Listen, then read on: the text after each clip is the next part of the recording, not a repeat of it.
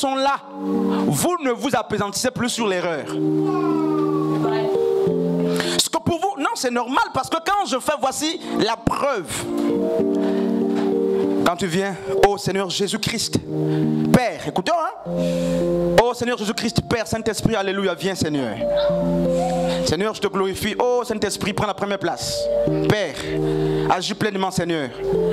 Ça c'est faux, tout ça. Mais l'Église, par respect, va dire parfois Amen à la fin. N'est-ce pas? Pour ne pas que ta foi tombe. Et là même, la personne peut trembler, la personne peut rentrer, la personne peut recevoir. Mais fondamentalement, elle a prié, mais sa prière est fausse. Elle a chanté. Alléluia, tu es Seigneur, tu es roi des rois. Jésus-Christ est le même. Tout ça, n'est-ce pas? Les gens ont dansé, mais la responsable des chantres, c'est qu'elle ne chante pas bien.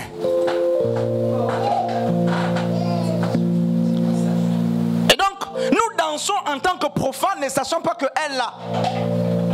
Si on doit parler des règles de la chanson ou du chant, elle ne connaît pas. Nous sommes des profanes, on ne peut rien dire. Mais elle qui est responsable, c'est que ma chantre-là chante faux. Mais nous dansons sur des choses qui sont fausses. Il y a la joie à l'église. Tout le monde est content. Mais la responsable est triste parce que elle ne respecte pas déjà, par exemple, le temps, n'est-ce pas, le tempo. Elle ne respecte pas les accords. Elle ne respecte pas le chemin musical. Non, on ne connaît pas ça. On ne connaît pas. C'est elle. Les apôtres priaient, les démons étaient soumis, ils sortaient des corps, mais ils ont constaté que la manière de prier de Jésus-Christ était différente de la leur. Jésus avait toujours le succès. Jésus avait toujours l'exaucement. Alors il nous est important de nous rapprocher de lui pour qu'il nous dise comment prier.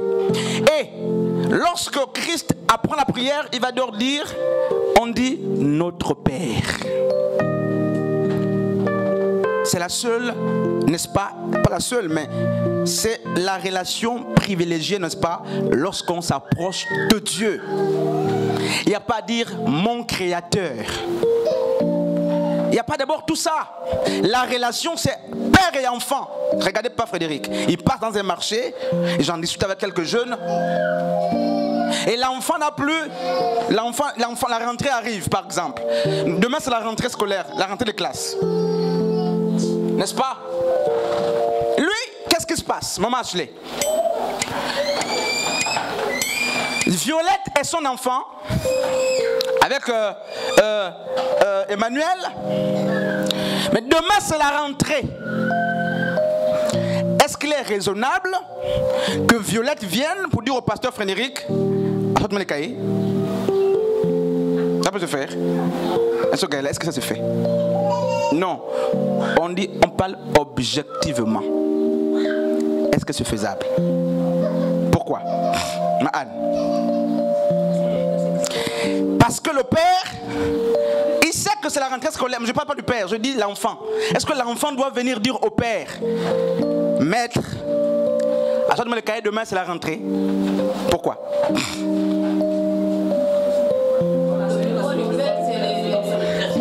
C'est la responsabilité du père d'agir. Je parle du fils. Pourquoi le fils ne peut pas le faire? C'est sa responsabilité. C'est pas la responsabilité de l'enfant de rappeler au père que c'est la rentrée scolaire. Oui, mais si c'est pas la responsabilité de l'enfant de rappeler ça au père, ça veut dire quoi? C'est quoi par rapport à l'enfant? C'est son droit. Hein? N'est-ce pas? On prend un autre cas de figure pour que ça passe. L'enfant a fait l'aisselle, un enfant bébé. Est-ce qu'il va venir dire à Anne, viens m'enlever la couche? Non. Pourquoi? C'est le devoir de qui maintenant là? C'est le devoir de la mère, mais c'est le droit de l'enfant. Maintenant, l'enfant qui a fait l'aisselle là, s'il dit à la mère, viens enlever ça. La mère dit, je n'enlève pas. Quel est le problème?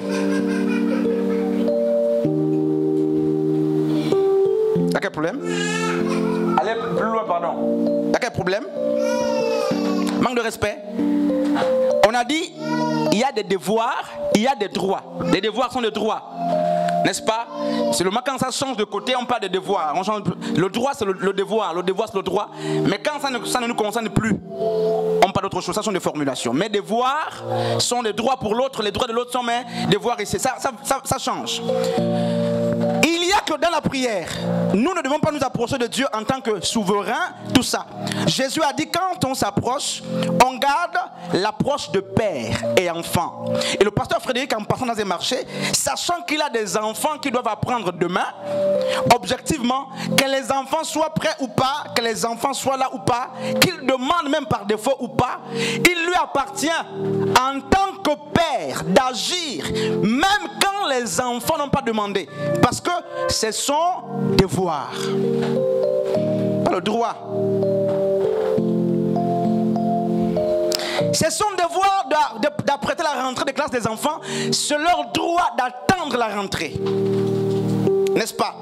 Regardez les chrétiens qui disent à la fin du culte, Seigneur, protège-nous. Je ne dis pas que c'est mal, mais on va décortiquer pour comprendre que quand on a enseigné, le niveau de prière n'est pas comme ça. Je ne peux pas dire à mon père, protège-moi. C'est manquer de respect à mon père, comme je disais à mon père que tu es irresponsable.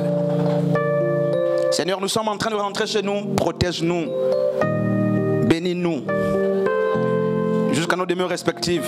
C'est vrai que ça c'est une codification, c'est fort la place là. Et tu entends, et on dit à la sœur, à la fin, la sœur Valérie va prier à la fin. Toute l'église est debout. Oh, une église enseignée. Oh Seigneur. Et la sœur gorge même dans la prière. Oh Seigneur. Tu sais que nous t'aimons, Seigneur. Dieu sait ces choses-là. Arrête à un moment donné. Va direct. Tu sais que nous t'aimons, Seigneur. Tu as créé les oiseaux. Non, arrête tout ça, c'est pas ça. Tu veux, voilà. Dis-nous clairement ce qu'il faut. On a dit prie pour la fin de culte. Voici nos chemins de retour. Il y a une formule là. Hein? Sanctifie les chemins que nous allons emprunter. Les voitures et les automobiles ou quoi, les taxis et tout ça. Hein? Prends le plein contrôle. Mais en fait, c'est bien. Mais c'est bien l'école de dimanche. Pas ici. Pas dans l'église des grands. Parce que fondamentalement, Dieu vous doit la protection. En tant que père, il ne peut que te protéger. Sauf quand il y a, n'est-ce pas, chevauchement entre les droits et les devoirs. Vous ne faites pas votre devoir, le père ne fera pas son devoir. Voilà pourquoi Dieu nous résiste. C'est fondamentalement ton droit, mais il ne fait rien.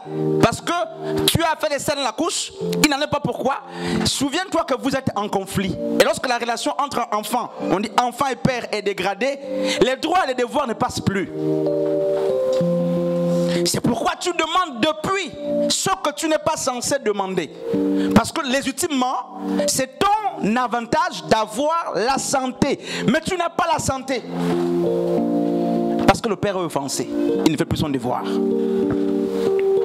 Amen. Il dit quand on prie, on dit notre Père qui est aux cieux. Si Jésus est le Père qui est au ciel, à qui tu t'adresses, tu es dans l'idolâtrie. Parce que tu adores là la créature et non le Créateur. Et tu pèches. Toutes les fois que tu as prié, Seigneur Jésus, me voici. Ça sonne beau, hein? Parfois il y a des rhétoriques même dedans. Hein? Tu es grand, tu es fort, Seigneur Jésus. Tu es le Dieu tout-puissant. C'est faux. C'est faux même, bibliquement parlant. Mais c'est une prière réussie, achevée. Mais le Père est exclu. Alors que Jésus dit, quand vous priez, mettez-moi à l'écart. Quand il dit notre Père, il dit, en fait, ne me voyez pas. Voyez le Père. Et Jacques dit, même Paul l'a dit, en toute chose, ne vous inquiétez de rien, mais faites connaître vos besoins au Père par la prière. Au Père. Tout ce que vous demandez au Père, en mon nom, vous sera accordé. Les chantres, les prédicateurs, les fidèles, qui laisse le Père pour demander au Fils ne prie pas bien. C'est pourquoi il faut qu'on leur dise comment prier. C'est très léger, hein? Et puis on se dit, oh non, il n'y a pas de pasteur Christ, mais tu nous dis, non, ça ne passe pas. Dans une église enseignée, tu ne peux pas prendre le micro pour dire, Seigneur Jésus-Christ, tu es créateur de toutes choses. C'est beau. Oh, alléluia. N'est-ce pas? Nous te bénissons, nous t'honorons, nous venons devant tes pieds. Jésus-Christ, donne-nous aujourd'hui. Non, Jésus a dit, on demande le pain quotidien au Père, par lui, par lui. Et il y a comme ça dans l'église. On prie comme ça. Et beaucoup d'églises éveillées sont dans le culte du Fils et non du Père. Et on se dit c'est normal. Oh non, laisse ça pas passer. Non, ça ne passe pas comme ça. Dieu n'est pas comme cela. Il faut une meilleure approche. Et Jésus lui-même a dit, on parle au Père, pas au Saint-Esprit. Saint-Esprit vient prendre la première place. Non maman, c'est pas comme ça qu'on dit. Ça ne se passe pas comme ça. Tu dis ça, il y a des gens qui sont enseignés avec eux, ça fait ping, ping, ping, ça fait mal. Hein? Quand tu fais ça, me fait mal dans l'esprit. Quand je reste tranquille, je sens qu'il y a quelque comme si ça faisait les signaux. Ti, ti, ti, ti, ti, ti. Oh Saint-Esprit, ça commence ça augmente. Quand tu continues la prière, et toute l'église embobinée, et le Père est là, le Fils est là, et le Père se rend compte que on parle au Fils. Mais le Fils, vous avez dit qu'on parle à son Père.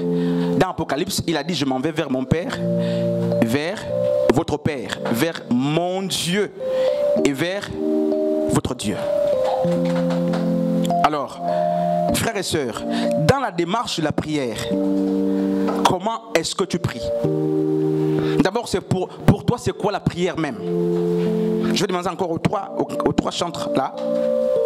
C'est quoi même la prière? Oui, frère, on fait. Parler à Dieu.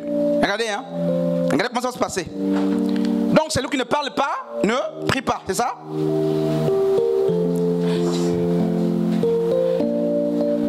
Si prier, c'est parler à Dieu, celui qui ne prie pas, ne parle pas à Dieu.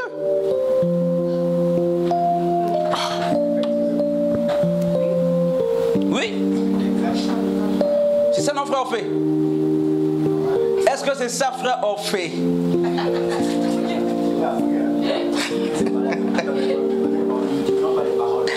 Ok. Je dis, prier, c'est parler à Dieu. Est-ce que celui qui ne prie pas ne parle pas à Dieu? Sinon, on prie comment? En parlant?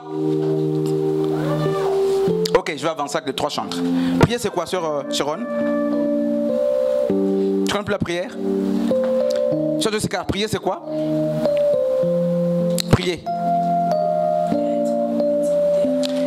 Être en intimité avec Dieu. Parler avec Dieu, non? Donc celui qui ne parle pas, enfin qui ne prie pas, ne parle pas avec Dieu. Frère t'a dit prier c'est quoi? Après je bascule sur deux grandes personnes, oui. C'est parler là, s'adresser, n'est-ce pas? Change juste le mot. Donc celui qui ne prie pas, ne parle pas à Dieu. Ou bien